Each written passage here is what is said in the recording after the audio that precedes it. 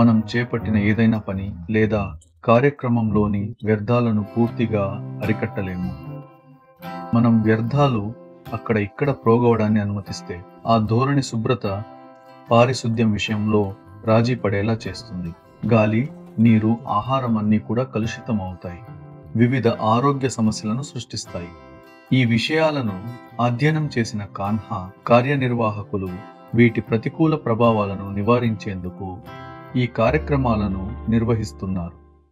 వచ్చిన వ్యర్థాలు అన్నింటిని పడేయకుండా మేము వాటిని తిరిగి వినియోగించుకునేలా మారుస్తాము. ఇలా కూరగాయలను, పండ్లను కోయగా వచ్చిన వ్యర్థాలు ఆహార వ్యర్థాలు కంపోస్టుగా మారుతుంది. మేము కాన్హాలో అట్టపెట్టెలను పునర్వినియోగిస్తాము, రీసైక్లింగ్ చేస్తాము. అలాగే కాగితాలు, వార్తాపత్రికలు, బ్రౌన్ పేపర్లు అన్నింటినీ కూడా రీసైక్లింగ్ చేస్తాము. కాన్హాలో ముఖ్యంగా ఎక్కడ వ్యర్థాలు ఉన్నాయో ఒకసారి పరిశీలించి చూద్దాము. వివిధ రవాణా పద్ధతుల ద్వారా వివిధ రకాలుగా ఈ వ్యర్థాలను ఈ కార్యక్రమానికి ప్రత్యేకంగా నియమింపబడిన వ్యక్తులు సేకరిస్తారు. మాకు 2 రకాల వాహనాలు ఉన్నాయి. అవి టాటా ఏస్, రెండవది ట్రాక్టర్. వ్యర్థాలను సేకరించడానికి 3 వ్యక్తులు ట్రాక్టర్లో, 2 వ్యక్తులు టాటా ఏస్ బండిలో వెళ్తారు. ప్రస్తుతానికి కాన్హాలో ఒక 106 ప్రాంతాల నుండి వ్యర్థాలను సేకరిస్తున్నాము. ఉదాహరణకి వంటశాలలో కూరగాయల వ్యర్థాలను సేకరిస్తాము. ఆహార పదార్థాలను కూడా ప్రత్యేకంగా సేకరిస్తాము. ఉప్పు, కారం లాంటి పొడి పదార్థాలను కూడా ప్రత్యేకంగా సేకరిస్తాము. అలాగే ప్లాస్టిక్ వ్యర్థాలను, సిల్వర్ కవర్లను, రేపర్లను, అమెజాన్ పార్సిల్స్ పై చుట్టబడిన కవర్లు, పేపర్ ప్లేట్లు, వాడి పడేసే ప్లాస్టిక్ బాటిల్స్, పాల కవర్లు మొదలైనవి ఇవన్నీ కూడా క్రమబద్ధంగా వేరు చేస్తాము. కాన్హాలో వ్యర్థాలను ఎంత జాగ్రత్తగా వ్యర్థాలను వేరు చేసి సిద్ధం చేస్తున్నారో దయచేసి గమనించండి. ప్రతిరోజు మరియు బండారా లాంటి ప్రత్యేక సందర్భాలలో కూడా వ్యర్థాల సేకరణ, నిర్వహణ కోసం వీరు ప్రత్యేక పద్ధతులను అనుసరిస్తారు.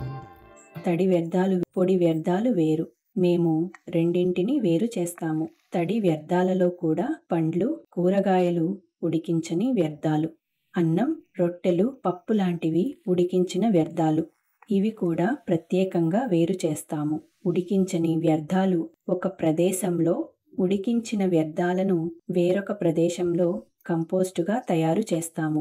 ప్రతి ఒక్కరూ తడి వ్యర్థాలు, పొడి వ్యర్థాలు ప్రత్యేకంగా ఇచ్చినట్లయితే చాలా సహాయకరంగా ఉంటుంది. కాన్హా శాంతివనంలో ఎక్కువ వ్యర్థాలు క్యాంటీన్, కిచెన్ నుండే వెలువడతాయి. ఇక్కడ వెలువడే ఆర్గానిక్ వ్యర్థాలను ఎలా నిర్వహిస్తారో ఒకసారి చూద్దాం.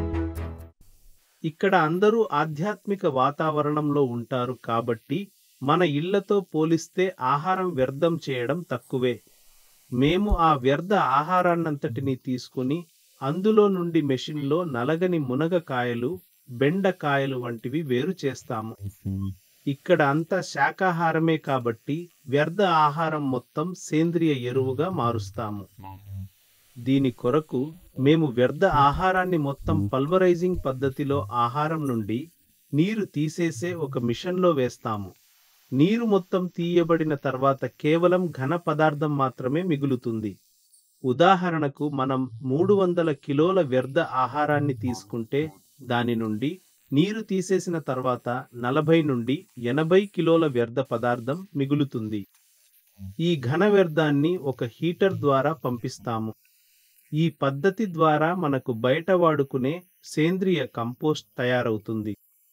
కాన్హా శాంతివనం ప్రపంచవ్యాప్తంగా హార్ట్ఫుల్నెస్ పద్ధతి ద్వారా నిర్మలమైన, స్వచ్ఛమైన హృదయాలను వృద్ధి చేసుకోవడంలో గుర్తింపు పొందింది.